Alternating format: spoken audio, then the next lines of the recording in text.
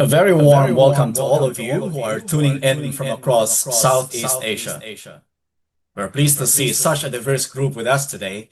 Thank you for taking the time to be part of this conversation.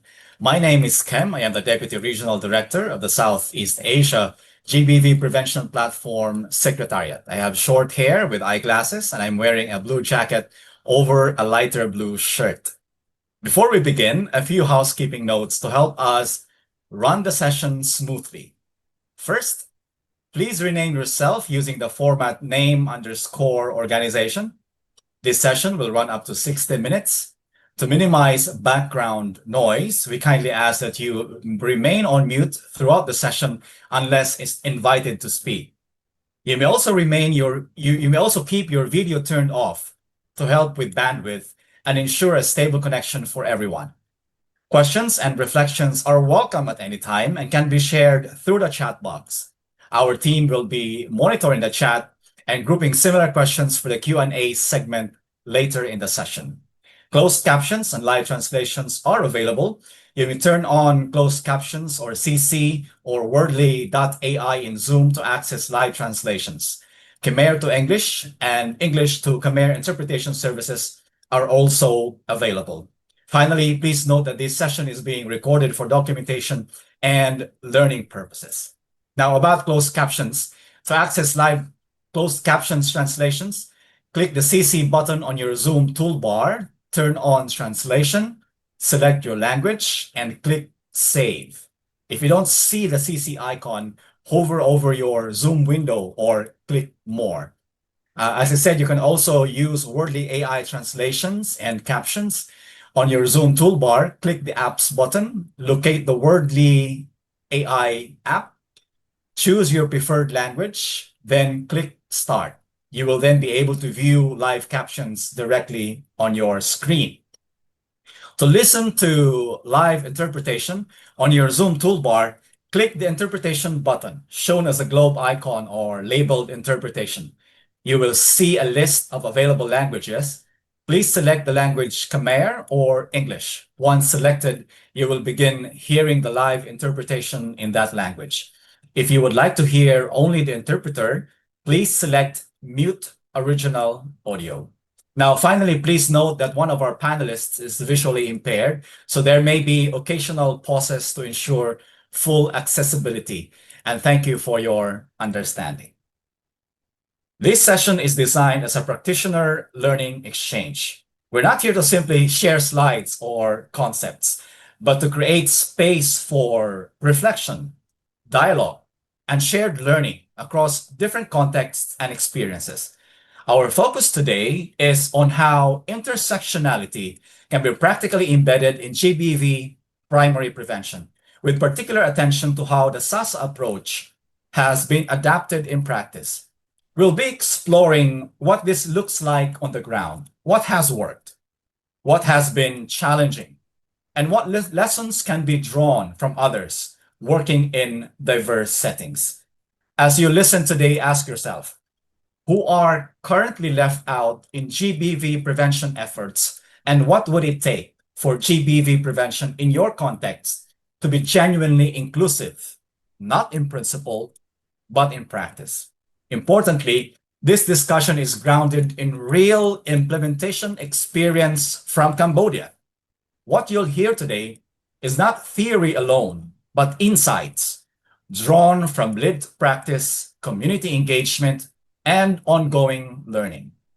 We encourage you to actively engage, use the chat, reflect on what resonates with your own work, and consider how these experiences might inform your context. Before we move on into the session proper, I'd like to briefly introduce the Southeast Asia Gender-Based Violence Prevention Platform. The platform is a regional initiative of the Australian government focused on strengthening primary prevention of GBV across Southeast Asia. Among its roles is to support learning, exchange, collaboration, and practitioner capacity, particularly among those working closest with the communities. The platform works in partnership with civil society organizations, women's rights organizations, organizations of persons with disabilities, and regional partners alongside UN agencies, particularly the UNFPA and UN Women, implementing the Southeast Asia GBV prevention joint program on gender-based violence prevention in Southeast Asia. This collaborative approach reflects a strong commitment to locally led and inclusive efforts. There are three key areas of work I'd like to highlight. First, the platform promotes learning and contextually grounded prevention approaches, elevating locally led inclusive prevention practices, and ensuring that strategies are responsive to the realities of different country and community contexts. Documentation and the adaptation of prevention models, helping practitioners reflect on what works, what needs adjustment, and how approaches like SASA can be meaningfully adapted. Second, it supports evidence-based capacity strengthening by capturing knowledge and evidence, co-creating and elevating practice-based knowledge from the region. And third, the platform actively works to expand and strengthen regional and bilateral multi-stakeholder collaboration on and commitment to GBV prevention. These strategies are implemented through three interconnected pillars of our programming: facilitate, demonstrate, and advocate, that you can see on your screens. Together, these pillars guide how we engage communities and stakeholders, test and adapt prevention approaches in practice, and push for wider sustainable change. Another pillar is the collaborate pillar, mainly supporting and strengthening the Secretariat do its work. Our collaborators are Co-Water International, Social Development Direct, and the Equality Institute. It is now my pleasure to introduce our speakers for today's discussion, who bring a wealth of experience in gender-based violence prevention, disability inclusion, and locally led community change from Cambodia. First, Tak Sochet, the Executive Director of the Cambodian Women's Crisis Center, or CWCC. CWCC is a women-led organization that has been supporting women and girls affected by gender-based violence in Cambodia for nearly 3 decades. Under Tak Sochet's leadership, CWCC has been at the forefront of survivor-centered responses and community-based prevention efforts with a strong focus on women's rights and social transformation. Let's give Tak Sochet a warm welcome. We are also joined by Som Sam Eng, the Executive Director of the Samrongtong Disabled People Development Federation, or SRTF. Som Sam Eng leads an organization of persons with disabilities that works directly with community networks and self-help groups, amplifying the voices of persons with disabilities and promoting inclusive development. His leadership brings a critical perspective on accessibility, peer-led action, and intersectional prevention. Please give Som Sam Eng a round of applause. Also joining us today is Ginem Tuch, who serves as the network liaison and country representative for ADD International in Cambodia. Ginem is a highly experienced development practitioner with many years of work in disability inclusion, participatory programming, and gender-based violence prevention. He plays a key role in bridging local disability movements with regional and global advocacy, ensuring that prevention efforts are grounded in lived experience and local realities. A very warm welcome to you, Ginem Tuch. And joining our speakers from Cambodia, we're pleased to be joined today by Sujata Tuladar from UNFPA, who will be offering a regional reflection. Sujata serves as a technical advisor on gender-based violence with extensive experience supporting GBV prevention and response across Asia and the Pacific. Her perspective helps connect the learning from Cambodia to the broader regional and policy level conversations. Good afternoon to you, Sujata. And we're very grateful to all of you, our audience, for joining us today. So we begin the next segment with short organizational snapshots from each of the speakers from Cambodia. These presentations will provide a brief overview of their organizations work in GBV prevention and inclusion, and help set the context for the panel discussion that follows. I invite our speakers to focus on key aspects of their approach and experience, particularly how intersectionality and local leadership have informed their work in practice. To begin the organizational presentations, it's my pleasure to invite Tak Suchit of CWCC to share a brief overview of their organization's work in GBV prevention. Over to you, Sochit. Thank you so much. Good afternoon, everyone. Today I'm going to present about Cambodian Women Crisis Centers, women-led organizations, and founded in 1997, and actually officially registered with the Ministry of Interior in 1998. Since then, CWCC has expanded its interventions from Phnom Penh to Banteay Meanchey in 1999, to Siem Reap in 2001, and Kampong Thom in 2012. And CWCC, we focus on empowering women and girls to claim their rights and to be free from all form of violence. So our strategic approach to eliminate violence against women and encourage women to have themselves through our prevention, protection, and advocacy program. So our main target group, we focus on women and girls survivors of violence against women, and including those marginalized status such as person with disability and also return women migrant. So our target area we have in Phnom Penh, we have regional office and we have shelters. The same up in Banteay Meanchey and Siem Reap, we have regional office and a shelters. While in Kampong Thom, we have only the regional office. So the survivor who prefer to stay in our shelter, then we refer them to the shelter in Siem Reap. And we also target in Kampong Spur, which is working for the network base. Next slide, please. And this is our prevention program, which is focused on engaging or mobilizing community to end violence against women, and also work on issues of safe migration, reduction of human trafficking. We focus on anger management program and skillful parenting. We also promoting girl access to education and also women economic empowerment as part of our prevention program. Next, please. This is the protection program, which more focus on a comprehensive service provision to the survivors of gender-based violence, including domestic violence, sexual abuse, and human trafficking. And we focus on promoting community network to protect women and girls survivors of gender-based violence, and also provide legal services, including legal counseling, legal representation, and also provide shelters and reintegration program with providing support on literacy, vocational skill and life skill training, and also economic empowerment for the survivor as well, that link to our prevention program. Next, please.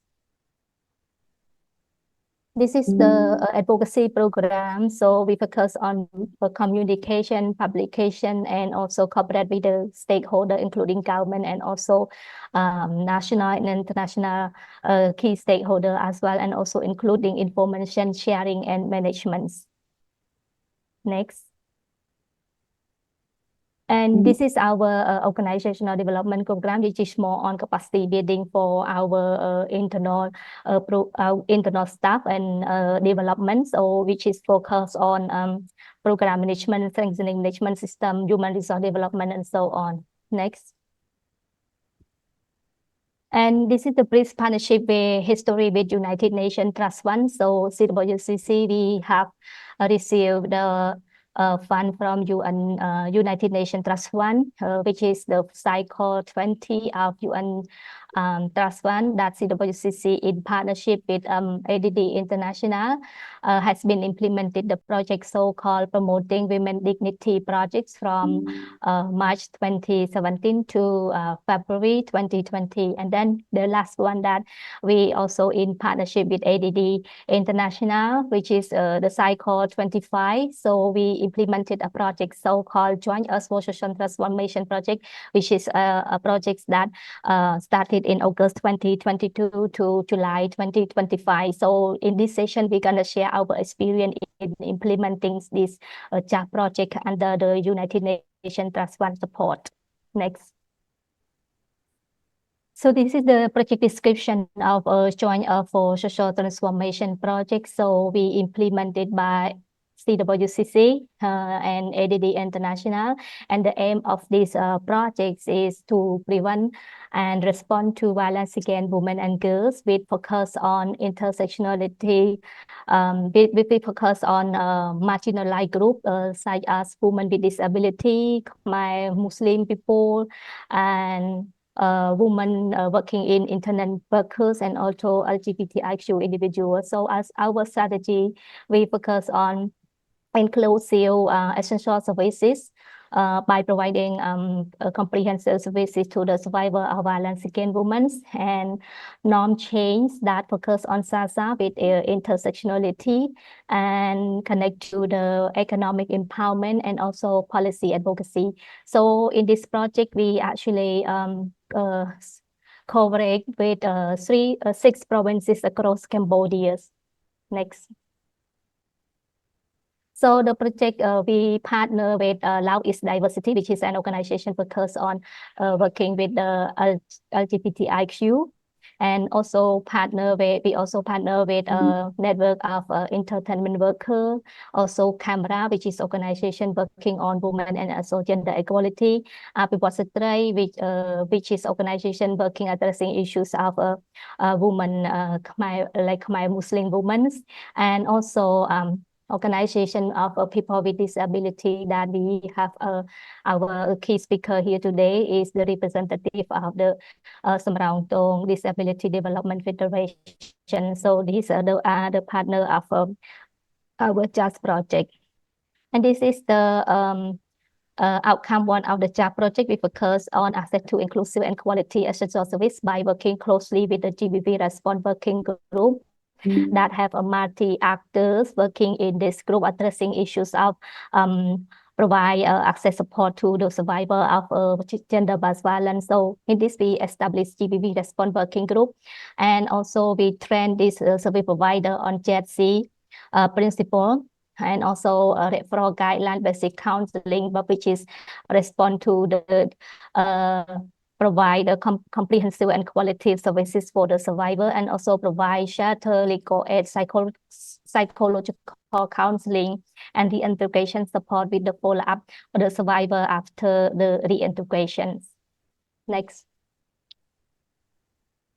And outcome 2, which is focused on transformations of social norms and behavior and attitude. So our key activity, we adapt and implemented SASA with an intersectional model. So we engage community, empower right and gender equality discussion. So we established community-based protection network, which including women support group for women with disability group, and also LGBTI group, and Khmer women, Muslim women, and also women working in entertainment workers. So we conduct a community dialogue at awareness raising and using IEC material dissemination on issues of violence against women. And we promote livelihood training and also income generating activity to reduce the economic dependency.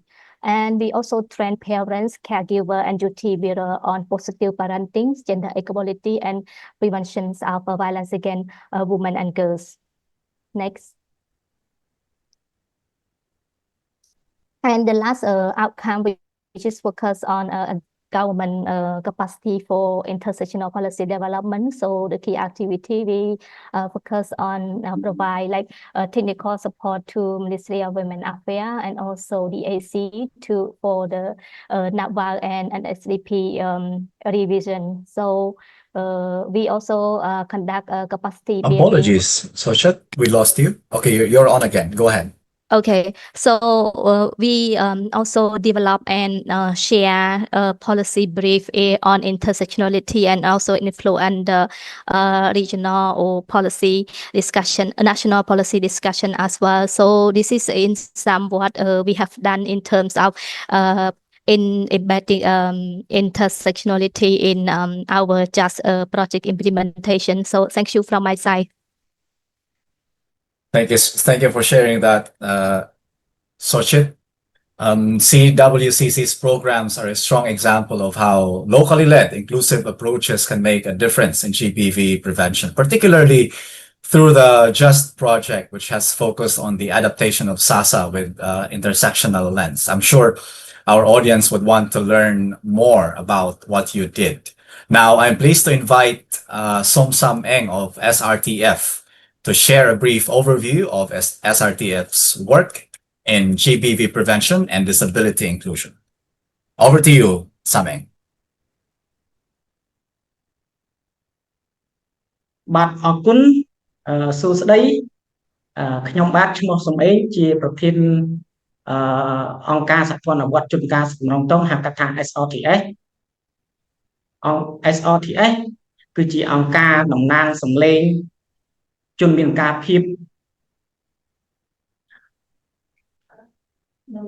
នៅក្នុងស្រុកសំរងតងអង្គការនេះត្រូវបានបង្កើតឡើងនៅចុះបញ្ជីជាផ្លូវការនៅក្រសួងមហាផ្ទៃកាលពីឆ្នាំ2007យើងធ្វើការផ្ដោតលើការលើកកម្ពស់សិទ្ធិប្រជាបានពិការភាពនិងការចូលរួមយ៉ាងសកម្មរបស់ជនពិការដើម្បីលើកកម្ពស់ជីវភាពនៅក្នុងសង្គមទស្សនៈផ្នែករបស់យើងគឺចង់ឃើញជនមានការភាពជាពិសេសស្ត្រីនិងកុមារមានការភាពមានសិទ្ធិនិងឱកាសស្មើគ្នាចូលរួមក្នុងសង្គមដោយគ្មានការរើសអើងនិងមានសេចក្តីថ្លៃថ្នូរបេសកកម្មរបស់យើងគឺធ្វើការកែលម្អគុណភាពជនមានការភាពជាពិសេសស្ត្រីនិងកុមារពិការដែលធ្ងន់ធ្ងរព្រោះនៅក្នុងភាពក្រីក្រតាមរយៈការពង្រឹងសមត្ថភាពការលើកកម្ពស់អំណាចក៏ការបង្កើតការផ្លាស់ប្ដូរដោយនិរន្តរភាពខ្ញុំសូមជូនប្រវត្តិសង្ខេបខ្លះៗនៃ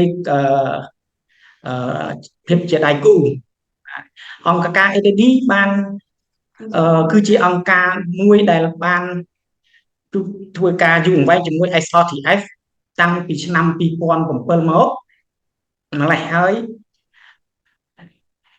តាំងពីមុនបង្កើតក្រុមជួរក្តីនឹងអង្គការ SRTF ទៅទៀតបាទងារដែល ADD ក្នុងការជួយបង្ការទប់ស្កាត់អំពើហិង្សាទាក់ទងនឹង gender ហើយយើងបានធ្វើការជាមួយដៃគូតាមរយៈគម្រោងសំខាន់រួមមានគម្រោងភាពជាដៃគូនៃបានជួយពង្រឹងសមត្ថភាពអង្គការនិងពង្រឹងការងាររបស់យើងនៅក្នុងការគ្រប់គ្រងដល់ស្ត្រីនិងក្មេងស្រីមានពិការភាពទស្សនវិជ្ជាទូទៅនៃគម្រោងចាស់បាទតាមរយៈគម្រោងចាស់អង្គការ ADD បានបង្កើតភាពជាដៃគូផ្ទាល់ជាមួយ SRTF ហើយផ្ដល់ការគ្រប់គ្រងផ្នែកបច្ចេកទេសផ្សារភ្ជាប់ជាមួយនឹងអ្នកធ្វើគោលនយោបាយក៏ជាតិក៏ដូចក្រុមជាតិ SRTF បានសហការជាមួយមន្ទីរពាក់ព័ន្ធនិងក្រុមការងារភូមិវិស័យ ថ្នាក់ស្រុកនិងថ្នាក់ខេត្តនឹងគ្រប់គ្រងក្រុមជួយខ្លួនឯងរបស់ជនមានការភាពយើងបានផ្ដល់វគ្គបណ្ដុះបណ្ដាលអប់រំសិក្សាក្នុងសង្គមក៏ដូចបញ្ជូនជនរងគ្រោះទៅរកសេវាគ្រប់គ្រងនិងផ្ដល់គម្រោងលើកកម្ពស់ជីវភាពដើម្បីពង្រឹងសេដ្ឋកិច្ចក្នុងការកាត់បន្ថយអំពើហិង្សាព្រមទាំងគ្រប់គ្រងយុវជនហើយឲ្យទទួលបានវគ្គបណ្ដុះបណ្ដាលវិជ្ជាជីវៈហើយទី4ចំណុចសំខាន់នៃវិធីសាស្ត្រតកលានៅក្នុងគម្រោងចាស់យើងបានចូលវិធីសាស្ត្រតកលាយើងបានទទួលស្គាល់ថាមនុស្សម្នាក់អាចប្រឈមក្នុងការរើសអើងមិនមែនដោយសារពិការភាពប៉ុន្តែវាដោយសារតែសញ្ញាណ gender ឋានភាពសេដ្ឋកិច្ចសាសនាសញ្ញាណផ្សេងទៀតដើម្បីឆ្លើយតបទៅនឹងបញ្ហានេះកែសម្រួលសាឲ្យមានភាពប្រយាបានហើយលើកកម្ពស់ការដឹកនាំដល់ជនមានការភាពនិងអាជ្ញាធរដល់កញ្ចប់វគ្គបណ្ដុះបណ្ដាលដល់ក្រុមការងារភូមិវិស័យថ្នាក់ស្រុកនិងដល់វគ្គបណ្ដុះបណ្ដាលដល់ក្រុមការងារពហុវិស័យភាពបដិកលារវាងសមភាព gender និងបរិយាបន្នសង្គមបង្កើតលំហសុវត្ថិភាពសម្រាប់ស្ត្រីនិងក្មេងស្រីមានវិការភាពនិងធ្វើការមួយសង្គមដើម្បីដោះដូរវិធីសាស្ត្រទស្សនៈនិងអកប្បកិរិយារើសអើងដែ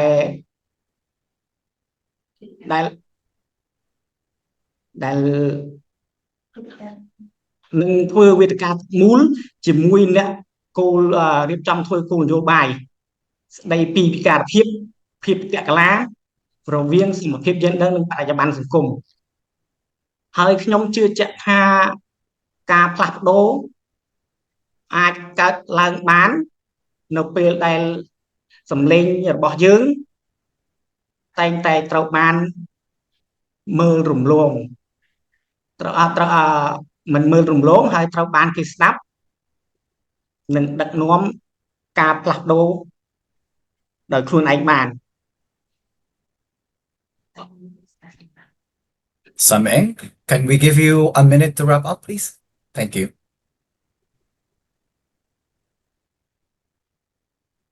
Okay.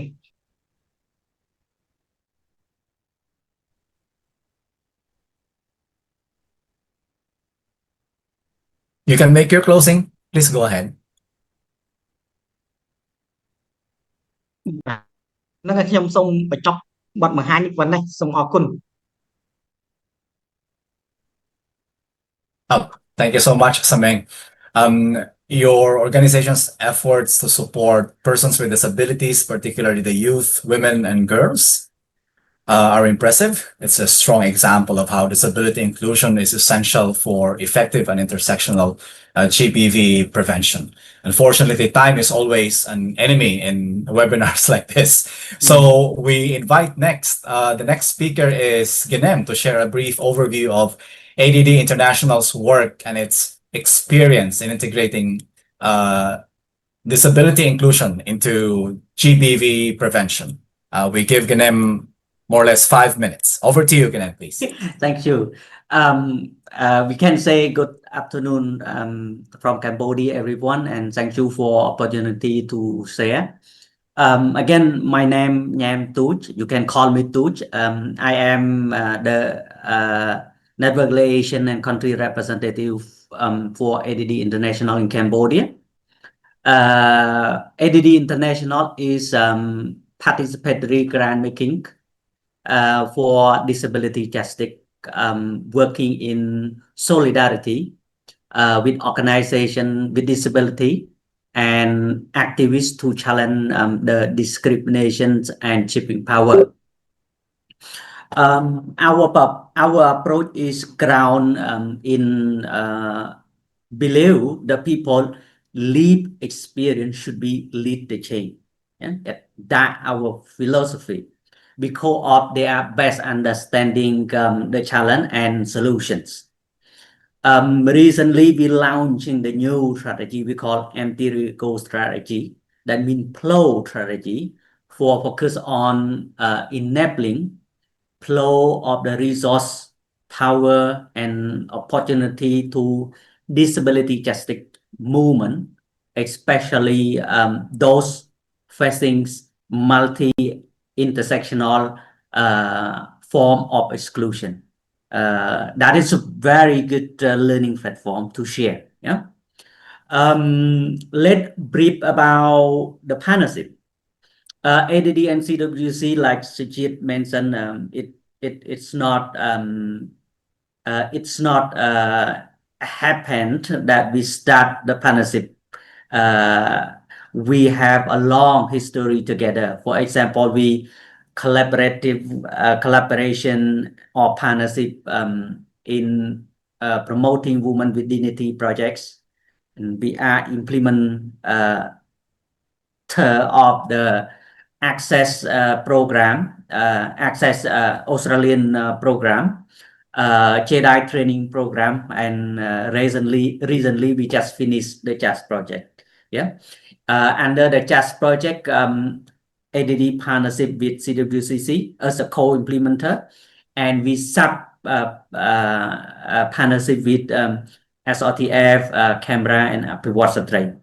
That is ADD international organization, and we partnership with the local collaboration at the ground in experience, for example, like gender equality, disability inclusion, and social statistics together. Yeah.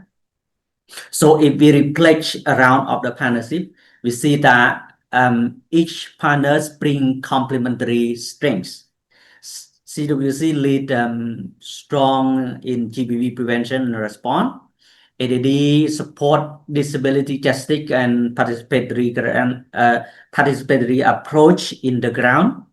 And our local partner like SRTF, Canberra, Upward bring grassroots experience. That means those are the co-implementer at the ground, and we are support backup support. Yeah.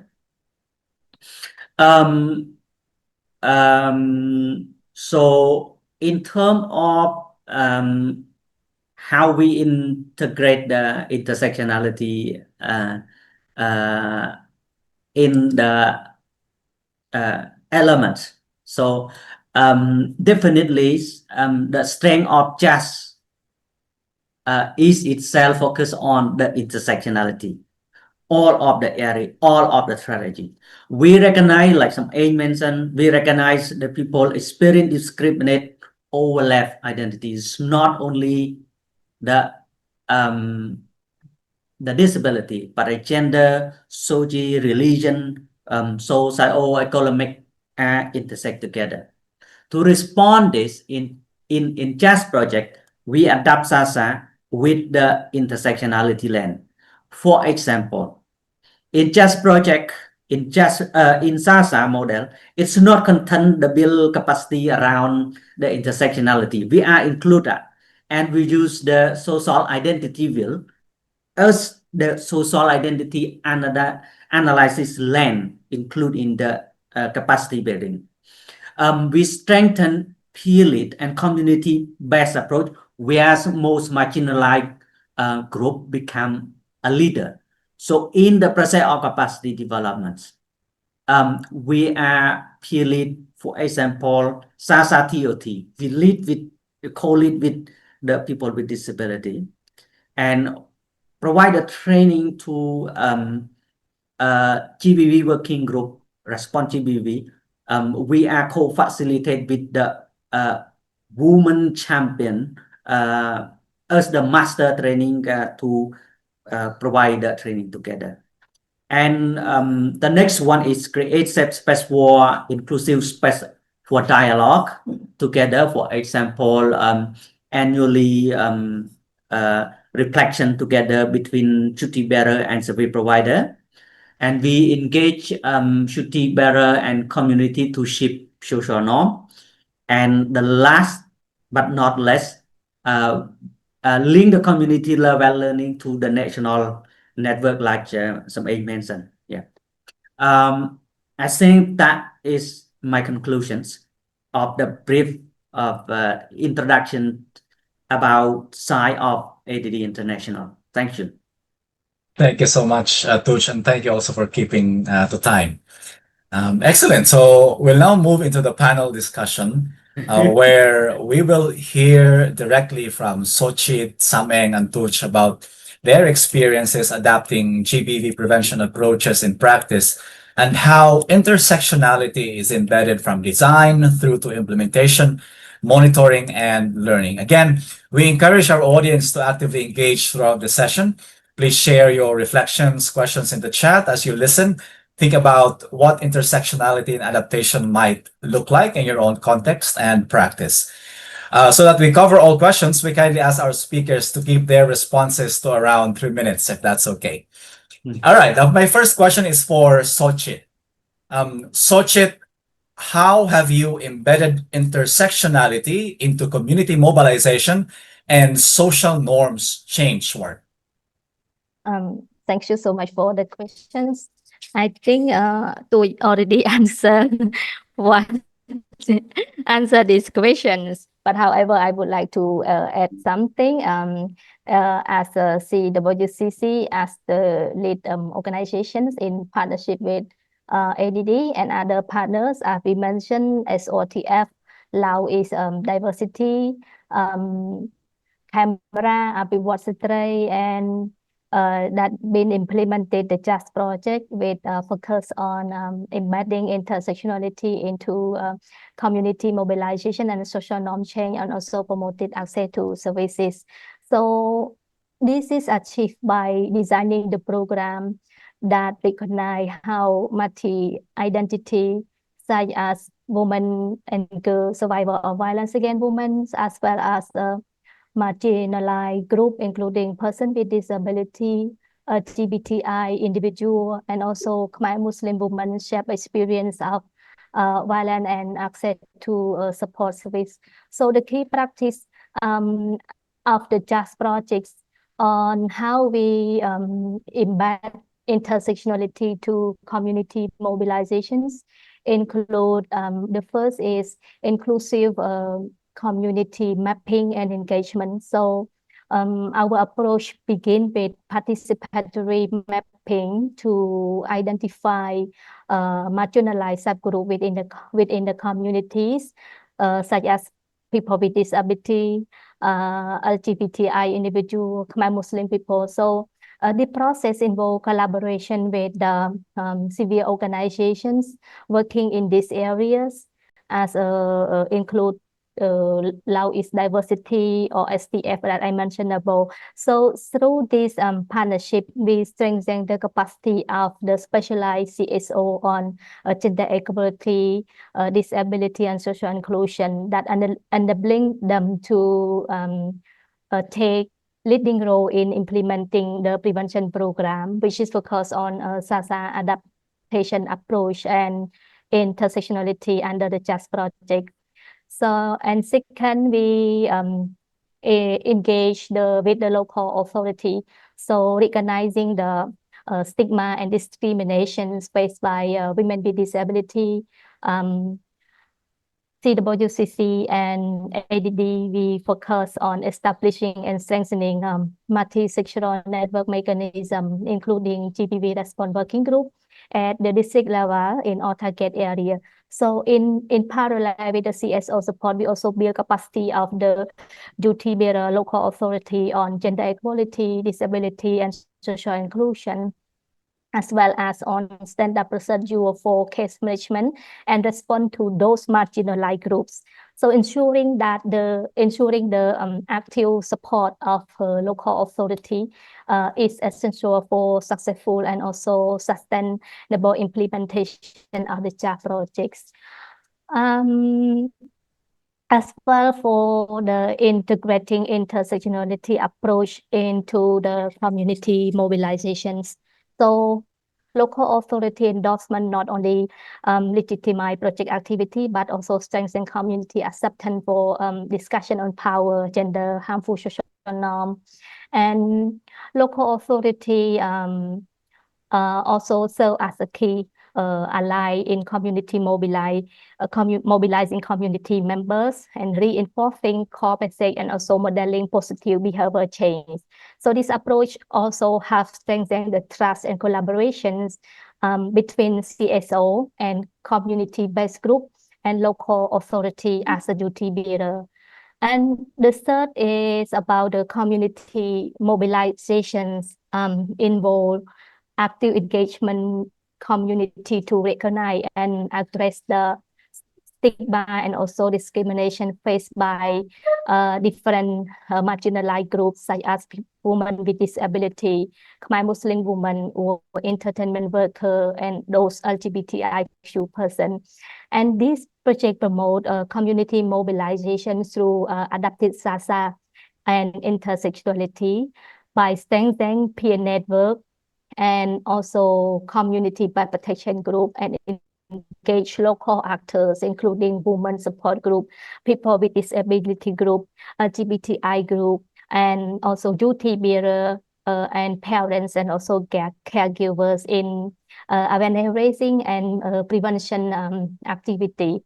So SASA approach was, as you may know, it was adapted under the model projects, the UN Trust Fund projects implemented by ADD. And then it has been further refined to include a dedicated module on intersectionality. So this project tailor a message for social norm change through integration of intersectionality. And building from this, from a previous UN Trust Fund project funded and which ADD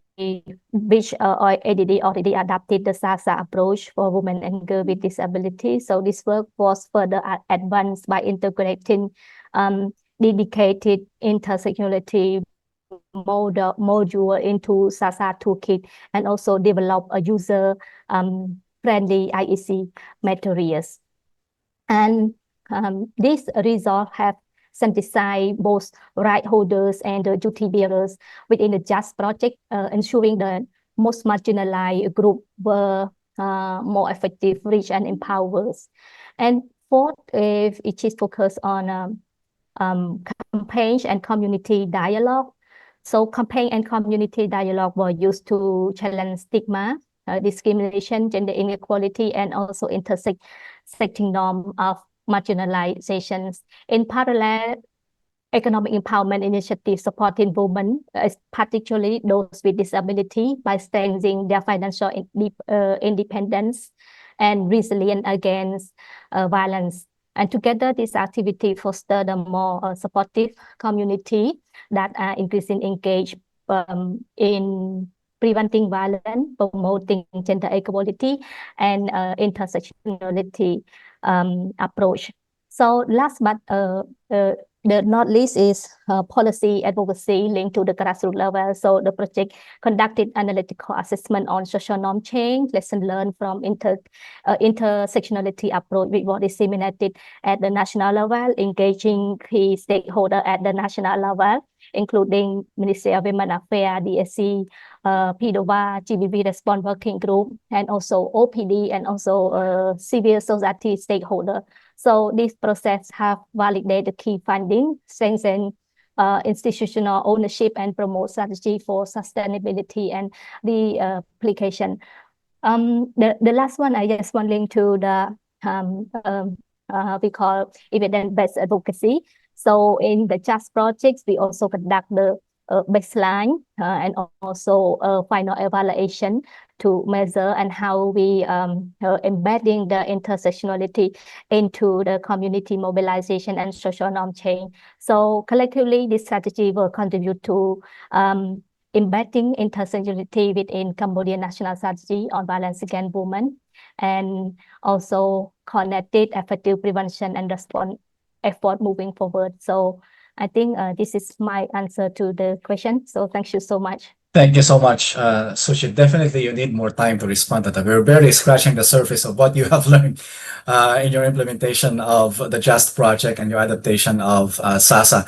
And great sharing and reflection from Jerry of Hope Helps ITS from Indonesia. Thank you for sharing your reflection in the chat box. Now we go to Sameng.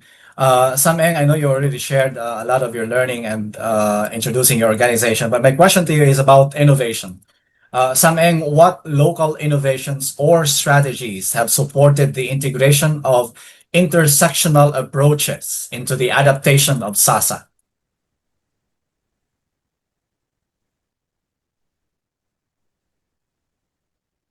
Bạn ở kun tamរយៈការអនុវត្តគម្រោងចាស់យើងមិនយកវិធីសាស្ត្រសាសាមកអនុវត្តទៅតាមជំរងដើមទាំងស្រុងនោះទេប៉ុន្តែជាយើងយកមកកែសម្រួលឲ្យស្របទៅតាមបទនិងតម្រូវការរបស់បងប្អូនយើងជនមានការភាពនៅក្នុងប្រទេសកម្ពុជាយើងបានបញ្ចូលទស្សនៈអំពីពិការភាពវិភាគ gender អត្តសញ្ញាណសង្គមសហគមន៍អ្នកស្រឡាញ់ភេទដូចគ្នាសាសនាស្ថានភាពសេដ្ឋកិច្ចនិងភាពងាយរងគ្រោះផ្សេងទៅក្នុងការពិភាក្សាក្នុងសង្គម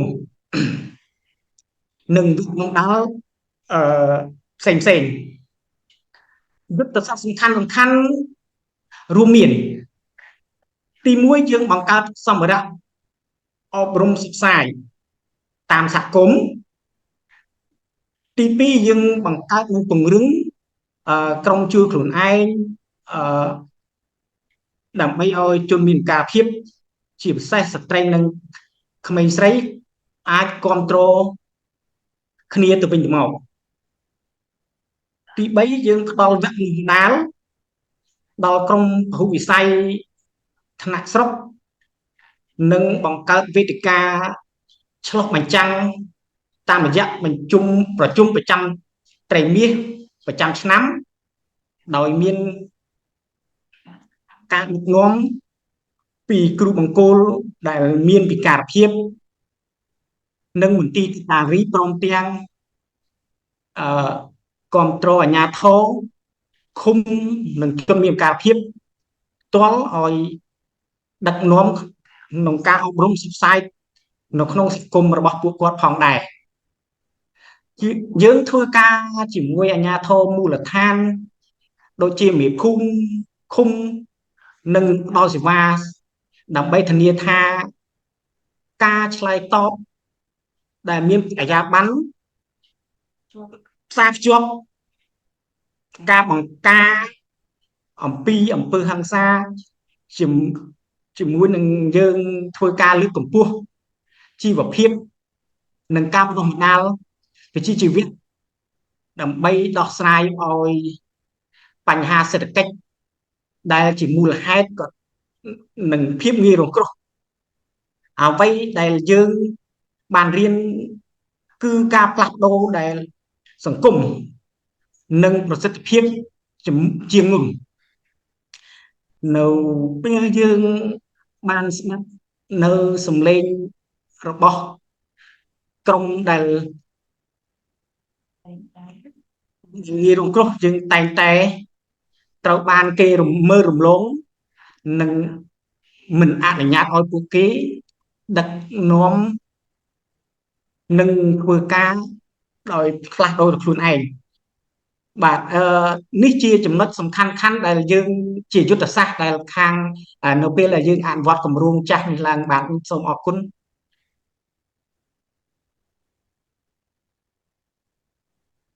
Thank you, Sameng. I'll quickly go to Touch. We've heard already from Sameng and Suchet about the good practices. Now, there will always be challenges in implementing programs like Just or projects like Just. So, Touch, a question to you is, what key challenges emerged in integrating intersectionality into SASA, and how were they addressed? Thank you again for a very important question to wrap up from the project. Yeah, from our experience and documentation from the Just project, integrate the intersectionality into the SASA require continued learning and adaptation. Like Suchit mentioned, our IEC material is adapting PWD projects, and then UN Trust One model, community mobilization model, and then the Just project, and also learning and reflections from the JEDI training. Yeah. I would like to highlight the key challenge and how to address 2 points. The first important point is we limit engagement of men in prevention interventions.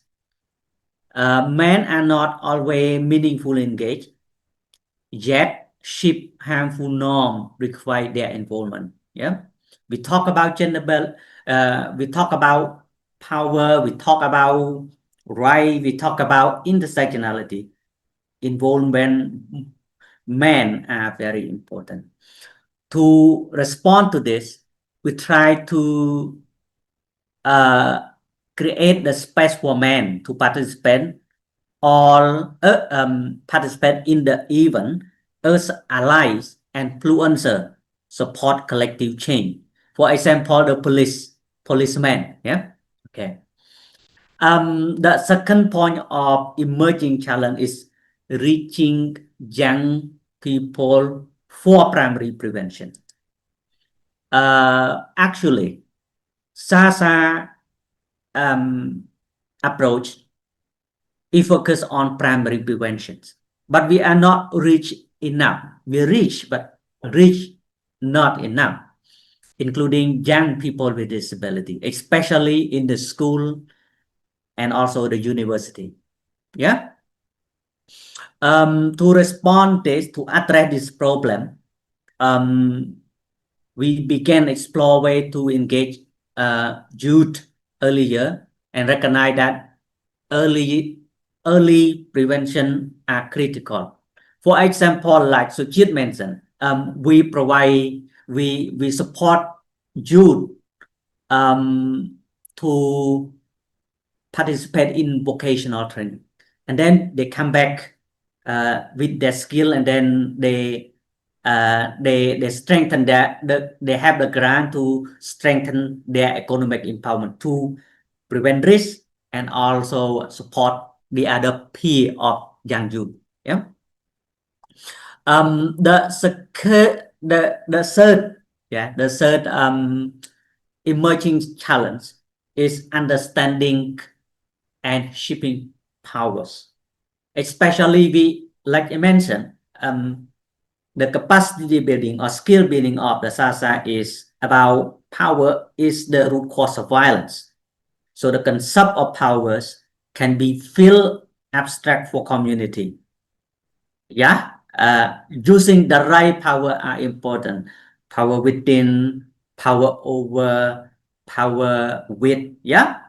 To respond this, we use the storytelling and real life example to connect the power to daily experience, making them to aware of the practical. Yeah, especially how to use the right power over. For example, yeah, how to use the power of within together to strengthen the family economic. Yeah. The next point is the strengthened peer lead approach. At the first, participation was not always fully inclusive or empowering. to work. What we work, we strengthen peer lead and community-based model, and then we we engage the representative of self-help group to organize their own, co-facilitate their own of community awareness things. The next one is accessibility and inclusive change. So the standard SASA tool were not always accessible. So we adapt approach by using accessible and inclusive communication based on the local context, create safe space, working through the trust peer network, something. Yeah. The last one is invisible form of violence, like economics and psychological of violence. Another key challenge that economic and psychological violence are not often invisible and not always recognize as the violence in the community. Yeah, this form deeply affect women, especially those facing multi-layer of exclusions. Yes, social identity, but there are less discussion compared to physical violence. Even the shooty bearer, they are quick address of the violence of physical violence rather than psychological or economic violence. To respond this, we work on raising awareness on economic and psychological harm, and also the form of violence is included. Integrate into the SASA discussion and community dialogue. Support community to recognize control, dependency, and emotional harm as a part of the power and violence. These have broadened understand and respond violence in more holistic way. That we are note on this. And for more critical, I think Bonsajit can share the evaluation report is deeper conclude and documentation of those emerging challenges and how the way of we address and how in the future we could address. Thank you.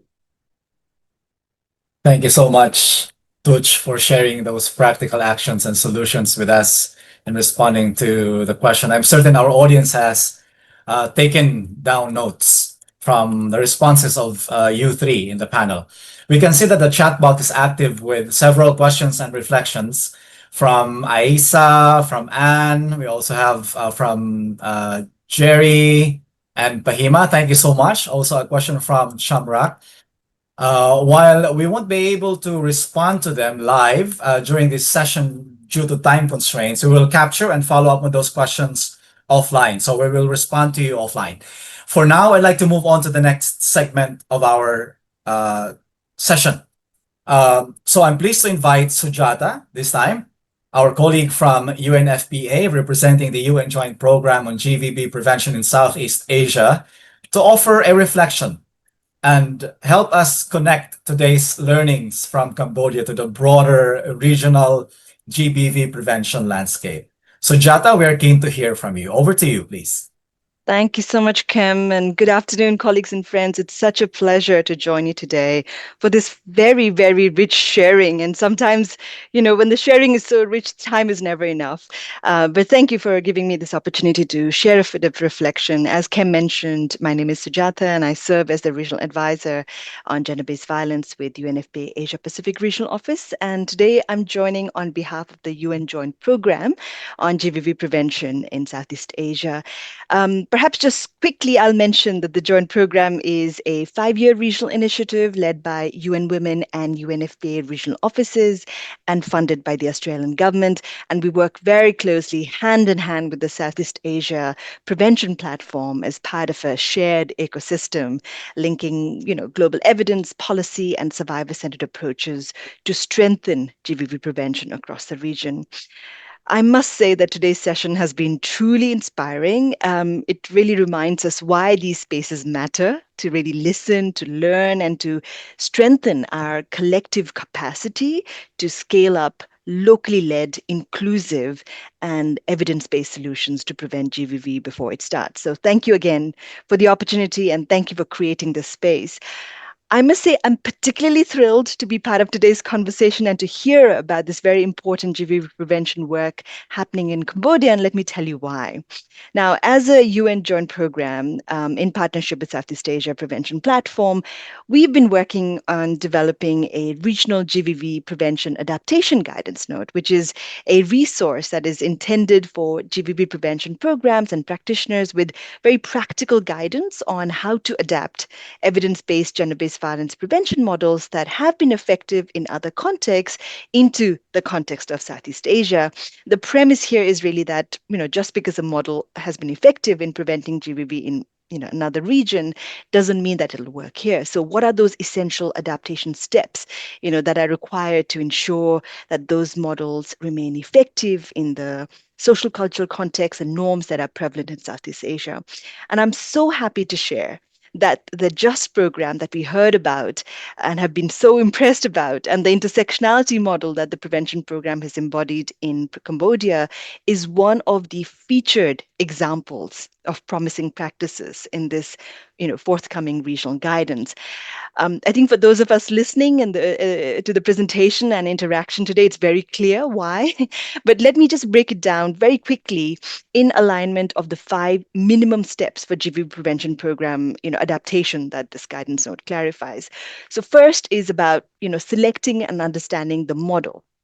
And JUST program chose the SASA model. I know some colleagues in the audience were asking about what SASA is, and it's a really renowned program developed in Uganda. But adapting it to Cambodia is a big step. But really, the team invested in understanding what did this mean. But also, the adaptation was grounded in prior learning, including the work with women with disabilities and the UN Trust funded project that Suchet mentioned earlier, really showing a deep understanding of both the model that they're adapting and the context in which they're adapting to. The second is about identifying adaptation need. So the project really applied, and you heard it very clearly, this intersectional lens to intentionally include groups often left out: women with disabilities, Khmer Muslim women, entertainment workers, and the SOGIES community, by partnering directly with organizations representing them. It's so wonderful to hear their direct experiences of being part of this today. Now, the third is adapting the model. And they didn't just translate materials, they transformed them. The team developed an intersectionality module and created accessible, user-friendly tools tailored to the diverse lived realities. That is true adaptation. And the fourth is testing and refining. And the adaptation was iterative, building on earlier pilots, as Sochet mentioned, and carefully documenting the process, something that many programs overlook, but is critical for learning and scaling. And the fifth is implementing with quality and monitoring fidelity. This final step really requires investing heavily in the capacity building of staff and facilitators to ensure the high quality delivery of the program. And we all know how critical this is to ensure that the program actually supports prevention and does not cause further harm. And through very strong training programs, community-based monitoring, and disaggregated data collection, the JUST program really ensured fidelity and reached over 1,300 interventions without leaving marginalized groups behind. So colleagues, this is what thoughtful, intentional adaptation looks like in practice. So huge congratulations to everyone involved in the JUST project. Your work really sets an important benchmark for the region.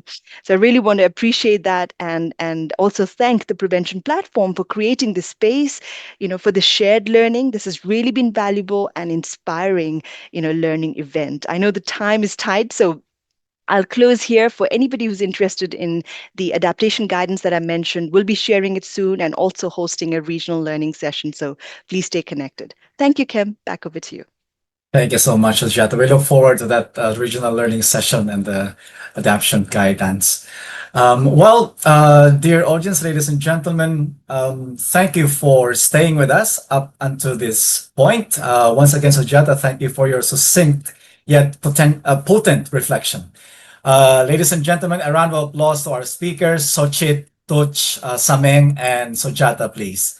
And I'd like to highlight a few key takeaways from my side from today's conversations. First, intersectionality must be embedded from the outset, not added on later. Inclusive GBV prevention requires intentional design, implementation, and learning that center those most often excluded. Second, local and peer leadership is essential. We've heard from our speakers today about how they collaborated with different stakeholders and local actors. And third, evidence matters. So documenting and learning from community level change strengthens the linkages between practice, policy influence, and long-term sustainability, responding to the challenges and documenting those solutions. So once again, thank you so much to our dear audience and to our speakers. A few admin notes from the platform as we close today's session. We encourage you to visit our website, prevention-platform.org, to sign up for our courses and more courses coming soon at our Learning Hub, explore our Knowledge Hub and resources, and connect with practitioners from across the region. In addition, the platform provides also grant support to civil society organizations to strengthen and scale GBV prevention programming. So watch out for the next grants call. At the beginning, we asked the question, as you listen today, ask yourself, who are currently left out in GBV prevention efforts? And what would it take for GBV prevention in your context to be genuinely inclusive, not in principle, but in practice? So based on the question, please share your reflections in the chat box. And I hope the session today was able to give you some ideas and reflections to be able to respond to that. And before you go, we kindly ask you to please take a few moments to provide your feedback by completing the feedback form. Your reflections are very important to us and will help us inform future learning exchanges and strengthen the platform's work. So please scan the QR code flashed on your screens or click the link shared in the chat box. So we'll give you a few moments.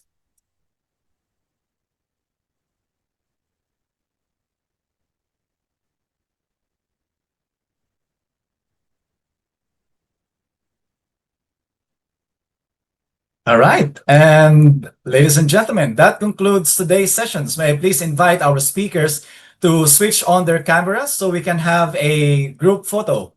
And if the audience can also switch on their cameras, it would be nice if you could join us.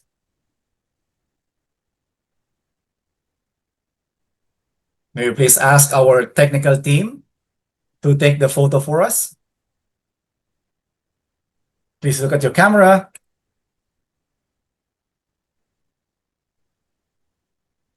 Excellent. Okay, once again, thank you so much, everyone. That's it for now. Until next time, bye-bye.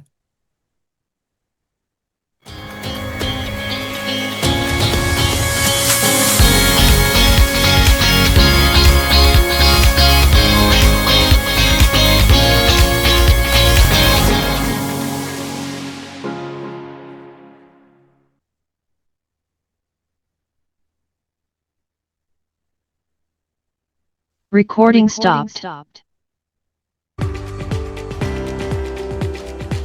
Bye bye.